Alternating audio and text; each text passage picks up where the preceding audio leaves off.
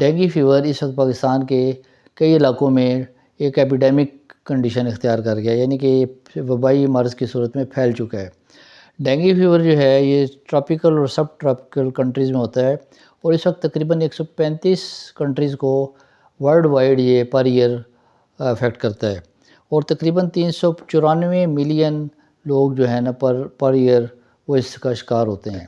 Dengue fever actually ایک virus کی وجہ سے پیدا ہوتا ہے، جو کہ مچھر کے کاٹنے سے عام طور پہ ٹرانسمٹ ہوتا ہے۔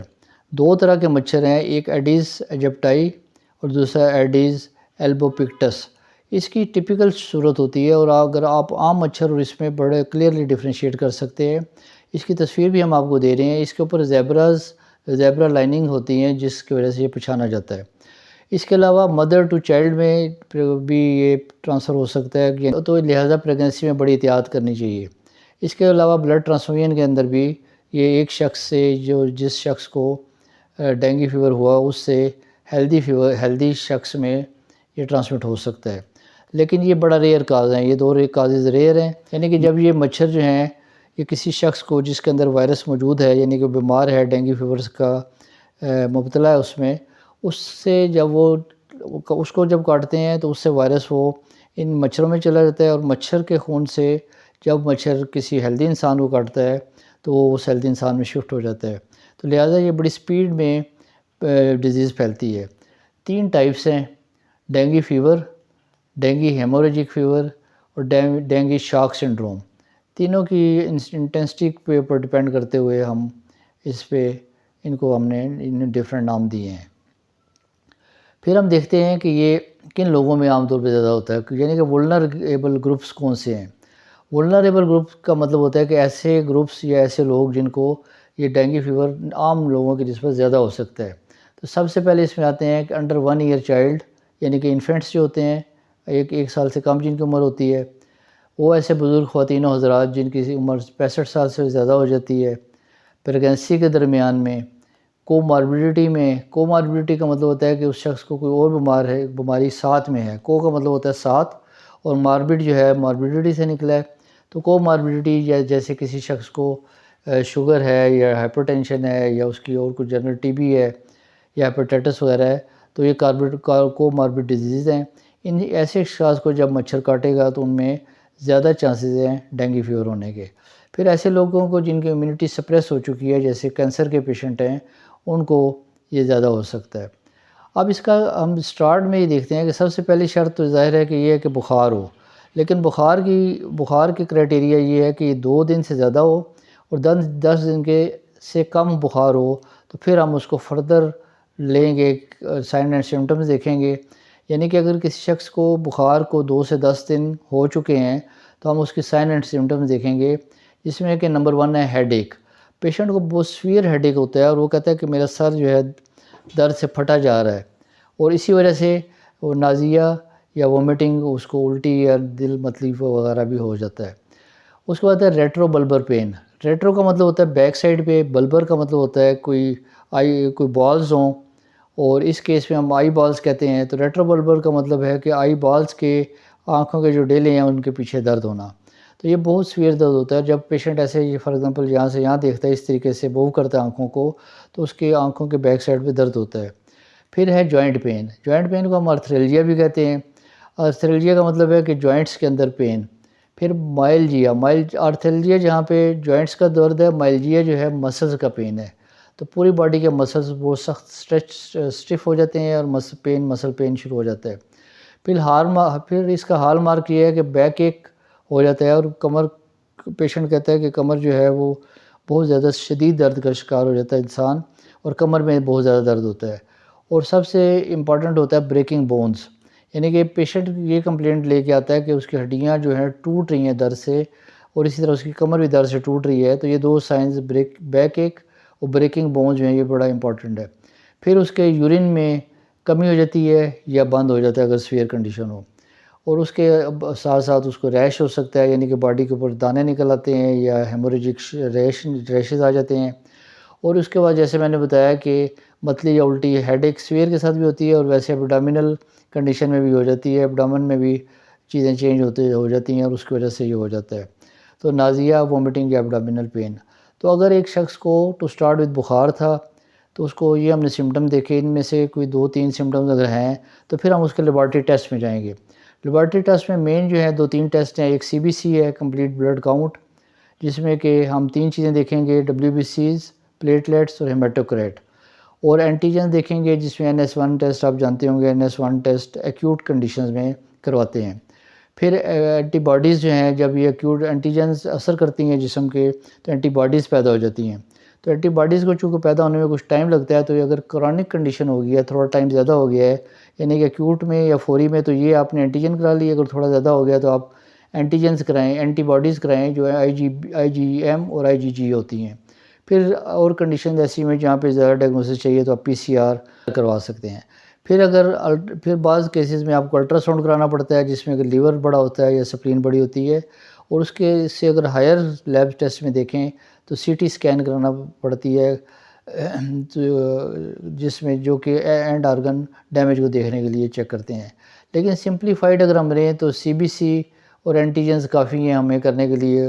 بہت اگر آپ کا ڈاکٹر کہتا ہے تو PCR تک آپ جا سکتے ہیں۔ یہ جو ٹیسٹ ہیں یہ کمپلیکیشنز کے لیے ہیں۔ تو اب آپ نے یہ دیکھ لیا کہ ایک شخص آیا، اس کو فیور تھا، اس کا سائن اینڈ سمٹمز آپ نے دیکھے، آپ کو ڈاؤٹ ہوا، آپ نے اس سے ڈائگنوز کر لیا۔ اب ڈائگنوز کر کے آپ کے پاس 2 آپشنز ہیں۔ ایک تو یہ کہ گھر میں اس کو ٹریٹ کریں، اور دوسرا یہ ہے کہ آپ اس کو ہاسپٹل ریفر کر دیں۔ یہ ڈاکٹرز کے لیے بات میں کر رہا ہوں۔ تو اگر اپنے گھر میں پیشنٹ کو ٹریٹ کرنا ہے تو سب سے امپورٹنٹ ہے کہ اس کی ہائیڈریشن جو ہے وہ مینٹین رکھنی ہے۔ ہائیڈریشن جو مینٹین رکھنے کے لیے اورل یا IV انٹراوینس فلوئڈز دیے جا سکتے ہیں۔ انٹراوینس فلوئڈز ڈاکٹر دیں گے، اورل آپ لے سکتے ہیں، لیکن اس میں کیئرفل رہنا پڑتا ہے، کیونکہ جب پلیٹلیٹ جو ہیں شروع میں جب بخار ہوتا ہے تو وہ پلیٹلیٹ بلڈ ویسل سے باہر سیپیج ہو کے باڈی میں چلے جاتے ہیں، تو پانی کی کمی ہو جاتی ہے۔ لیکن 4 یا 5 دن بعد جب وائرل ڈیزیز واپس سیٹل ہونا شروع ہو جاتی ہے تو پانی ریورس میں ویسلز میں واپس آنا شروع ہو جاتا ہے۔ تو آپ یہ بڑے انڈر مانیٹرنگ ڈاکٹر کی سویئر آپ نے پانی کا اپنا شیڈول بنانا ہے، تاکہ اوور ہائیڈریٹ نہ ہو جائیں اور ایڈیما باڈی میں یا اور کوئی کمپلیکیشن نہ ہو جائے۔ تو ماڈریٹ ہائیڈریشن کے بعد انالجیزک، یعنی کہ انالجیزک جو ہیں پین کلرز ہیں، جیسے ایسیٹوفینامین ہے، پیراسٹامول ہے، عام ٹیبلٹس مل جاتی ہیں۔ اور اینٹی بایوٹکس نہیں دینی، اینٹی انفلمیٹری سوجن اتارنے والی بیماریاں نہیں دینی، کیونکہ اس سے بلیڈنگ کا ڈر ہو سکتا ہے۔ پھر سب سے امپورٹنٹ اس میں ریسٹ ہے۔ جتنا ریسٹ کرے گا اتنا چانس جلدی ریکور ہونے کا زیادہ ہے، کیونکہ اس سے اس کی امیونٹی کو بوسٹ ملتا ہے ریسٹ سے۔ اور ریسٹ کے ساتھ ساتھ آپ اس کی نیوٹریشن بہتر کریں، اور جو ٹریٹمنٹ ہے بیسیکلی سپورٹیو ہے، یعنی کہ پانی کی کمی ہے تو پانی دیں، پین ہے تو پین کلر دینی ہے، اپنے اینٹی باڈیز نہیں دینی، اور ریسٹ کرنا ہے کیونکہ فٹیگ ہو رہی ہے۔ اور آپ کے ڈاکٹر اور آپ خود بھی دیکھیں کمپلیکیشنز کی طرف یا وارننگ سائنز کو دیکھنے ہیں آپ نے کہ وارننگ سائنز کون سے ہیں۔ تو یہ وارننگ سائن ابھی ہم آپ کو یہاں پہ یہ بتائیں گے وارننگ سائنز کون سے ہیں۔ تو یہ جیسے میں نے بتایا کہ اس کے بعد آپ نے یا تو گھر میں ٹریٹمنٹ کرانا ہے، ڈاکٹر نے کرنا ہے آپ کا، اور آپ نے اس کے ہدایات پہ عمل کرنا ہے، یا پھر پیشنٹ کو ریفر کرنا ہے۔ تو آئیے دیکھتے ہیں کہ پیشنٹ اگر ریفر کرنا ہے تو اس کا کرائٹیریا کیا ہے۔ 3 کرائٹیریاز ایکسپرٹ گروپ نے دیے ہیں، جو کہ نمبر 1 ہے WBCs، وائٹ بلڈ سیلز، اگر 4000 سے پر کیوبک ملی میٹر سے نیچے آ جائیں تو آپ نے فوراً اس کو پیشنٹ کو ریفر کرنا ہے۔ دوسرے نمبر پہ ہے پلیٹلیٹ جو ہے نارمل 1.5 لاکھ سے 4.5 لاکھ پر کیوبک ملی میٹر ہوتے ہیں۔ جب وہ اگر 1 لاکھ سے نیچے آنا شروع ہو جائیں، 1 لاکھ سے نیچے گریں، تو پھر آپ نے فوری طور پہ ڈاکٹر کا فرض ہے کہ وہ ریفر کرے۔ اور پیشنٹ بھی جب اپنی پلیٹلیٹس کرا رہا ہے 2-3 دفعہ جب وہ پلیٹلیٹس کرا لیتے ہیں پیشنٹ، تو وہ بھی کافی وائز ہو جاتے ہیں، تو ان کو بھی اس پہ نظر رکھنی چاہیے۔ اور تیسرا کرائٹیریا ہے کہ اگر اس کی ایبسولوٹ اماؤنٹ کو کوانٹٹی کو چھوڑ دیں، اگر پلیٹلیٹ پر ڈے ان کا فال جو ہے 20,000 پر ڈے یا پر 24 آورز ہے، تو پھر بھی اس کو پیشنٹ کو ریفر کر دینا چاہیے۔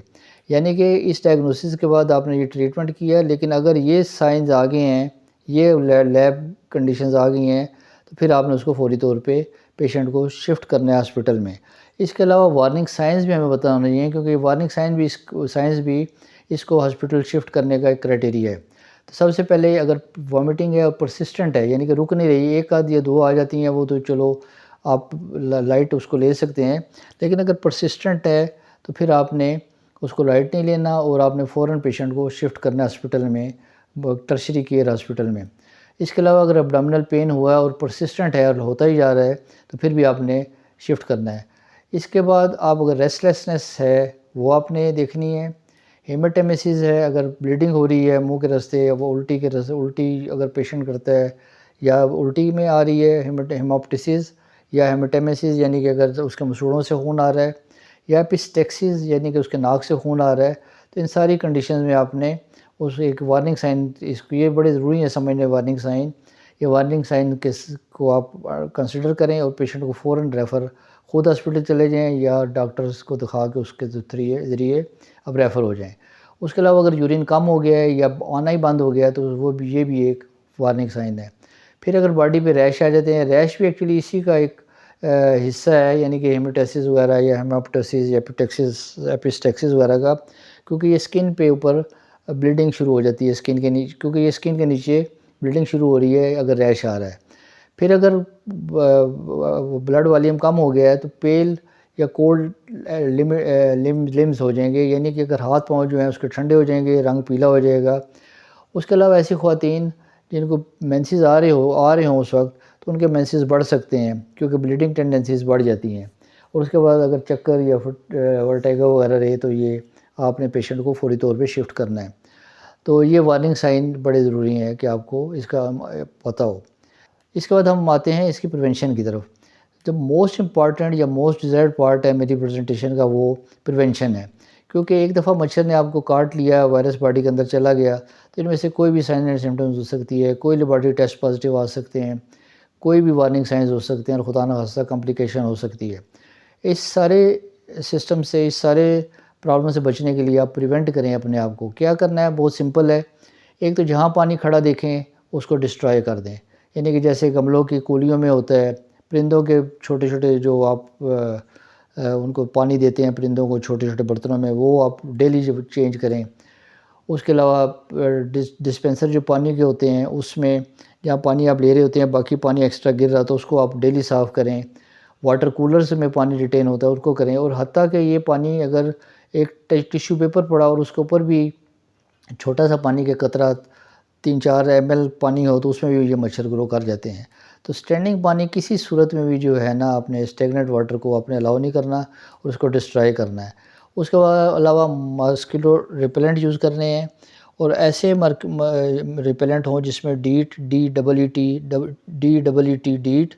یا پیکارالڈین وغیرہ اس کے کیمیکلز کے نام ہیں، وہ آپ کو بازار سے اچھے ریپیلنٹ مل جاتے ہیں، وہ یوز کریں، اور جب بھی آپ باہر جائیں تو جسم کے کھلے حصوں پہ یوز کریں۔ پھر اگر باہر اول تو نکلیں نہیں، ریسٹرکٹ کریں اپنا بائی اسٹے ہوم والا، اس پہ بھی اپلائی کریں فارمولا جو کہ کووڈ میں ہم نے کیا تھا۔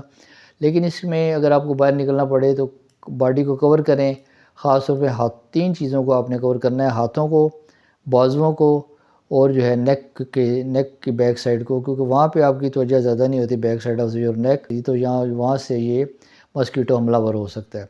پھر سپریز کریں، سپریز جو ہیں وہ گھروں کے اندر بھی کریں، یہ جو عام پیسٹیسائڈل سپریز ہوتے ہیں، اور باہر بھی کریں۔ اور فیمیگیشن اور سپرے میں یہ فرق ہے، فیمیگیشن بڑی مشین سے ہوتا ہے اور زیادہ ایریا کور کرتا ہے، تو ریزیڈول سپریز جو ہیں وہ یوز کریں۔ مچھر ہے یہ ڈسک اور ڈان میں زیادہ ہوتا ہے، یعنی کہ صبح جب سورج نکل رہا ہوتا ہے یا سورج ڈوبنے کا ٹائم ہوتا ہے، مغرب کا ٹائم، اس وقت یہ مچھر ہوتا ہے، یعنی کہ رات میں کمپیریٹیولی اگرچہ یہ کاٹ سکتے ہیں رات کو بھی لیکن کمپیریٹیولی کم ہوتا ہے۔ تو صبح جب سورج نکلتا ہے اس وقت، اور جب سورج ڈوبنے والا ہوتا ہے اس وقت، ڈسک اینڈ ڈان اس کا لفظ آپ یاد رکھیں، اس وقت آپ نے باہر نکلنے سے مکمل پرہیز کرنا ہے۔ لیکن ساری چیزوں کی سے پریونشن سے امپورٹنٹ میری نظر میں یہ ہے کہ پبلک اویئرنیس ہونی چاہیے، یعنی کہ اگر آپ کو یہ پریونشن کی اویئرنیس ہے، سائن اینڈ سمٹمز کی اویئرنیس ہے، اور سلائڈس آپ نے دیکھنا ہے کہ کیسے مینٹین کرنا ہے، تو بڑا ہی آپ سمپلیفائڈ طریقے سے اس کو کور کر سکتے ہیں۔ اور اس میں ایک بہت ضروری چیز یہاں پہ جو میں بتانا چاہ رہا تھا کہ سائیکولوجیکل آف سپورٹ بھی بہت ضروری ہے اس کو، کیونکہ ڈینگی کا لفظ جہاں ہی آتا ہے تو پیشنٹ جو ہے وہ نفسیاتی طور پہ بہت ہی ڈاؤن ہو جاتا ہے کہ اب خدا نخواستہ بہت سیریس واقعہ ہونے لگا ہے۔ لیکن جیسے کہ یہ میں نے بتایا کہ اس کی اسپیسیفک ٹریٹمنٹ صرف سپورٹیو ٹریٹمنٹ ہے، بہت اسپیسیفک ٹریٹمنٹ ہے بھی نہیں، انلیس کہ کوئی کمپلیکیشن ہو جائے۔ تو آپ نے سائیکولوجیکلی پیشنٹ کو اپنا مورال ہائی رکھنا چاہیے، اپنی ہائیجین کا خیال رکھنا چاہیے، اپنی ڈائٹ کا خیال رکھنا چاہیے۔ دوسری افسوسناک بات یہ ہے کہ ہمارے ہاں ہمیشہ جو ہے جب بھی کوئی ایپیڈیمک آتی ہے تو ہم اس کی تیاری ایپیڈیمک کے دوران کرتے ہیں، لیکن یاد رکھیے کہ پبلک ہیلتھ کا اصول ہے کہ پلاننگ جو ہے آپ نے کسی بھی ایپیڈیمک کی اس کے آنے سے پہلے کرنی ہے۔ تو اگر ہم ٹائم لائن پہ نظر ڈالیں تو یہ زیادہ تر رینی سیزن میں آتی ہے، تو ہمارا جو ایمفیسس ہے، جو بیماری بچانے کا جو سارا زور ہے اس جگہ پہ ہوتا ہے، یعنی کہ بارش کا موسم آیا تو ہم نے یہ شروع کرنا، اسپرے بھی شروع کر دیا، اویئرنیس بھی دینی شروع کر دی، لیبارٹریز کو بھی الرٹ کر دیا، سستی لیبارٹری ٹیسٹ کرا لیے۔ اور ٹیسٹوں میں میں آپ کو مجھے یاد نہیں رہا بتانا کہ اس وقت پنجاب کی گورنمنٹ نے یہ ٹیسٹ CBC جو ہے اس کی قیمت انہوں نے سبسڈائز کر دی ہے، اور آپ جب بھی لیبارٹری میں جائیں تو ڈاکٹر سے نسخہ لے کے جائیں، تو آپ کا یہ ٹیسٹ 600 یا 700 یا ایون 800 کا نہ ہو، بلکہ صرف 100 روپے کے اندر ہو جائے۔